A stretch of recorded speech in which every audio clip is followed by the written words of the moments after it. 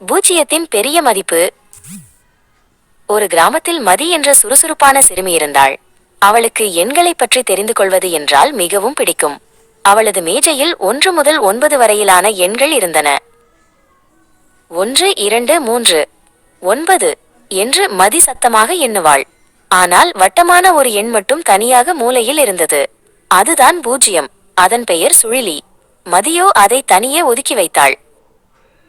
ஒரு நாள் மற்ற எண்கள் எல்லாம் பேசிக் கொண்டிருந்தன.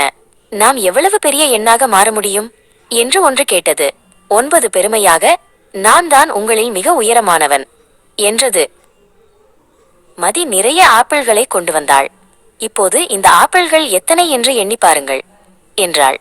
1 2 3 என எண்ணி 9 ஆப்பிள்கள் வரை எண்ணி முடித்தார்கள். 9ற்கு பிறகு என்ன வரும்? யாருக்கும் தெரியவில்லை. எனக்கு இவ்வளவு சிறிய எண்ணாக இருக்கவே பிடிக்கவில்லை. நான் பெரிய எண்ணாக மாற வேண்டும் என்று எண் 1 கவலைப்பட்டது. மூலையில் இருந்த சுழிலி இதை கேட்டுக்கொண்டிருந்தது. நான் எப்போதும் பயனற்றவன் என்று எல்லோரும் நினைக்கிறார்கள். நானும் ஒரு எண்ணே, ஆனால் எனக்கு மதிப்பே இல்லை என்று அது மிகவும் வருத்தப்பட்டது. எண் 1 சுற்றி பார்த்தது.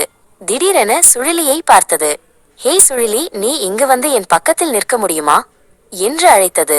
சுழிலி தயக்கத்துடன் முன்னேறியது. சுழிலி எண் 1 என் வலது பக்கத்தில் வந்து நின்றது. அப்போது என்ன நடந்தது தெரியுமா? ஒரே நொடியில் 1 என்பது 10 10 ஆகிவிட்டது.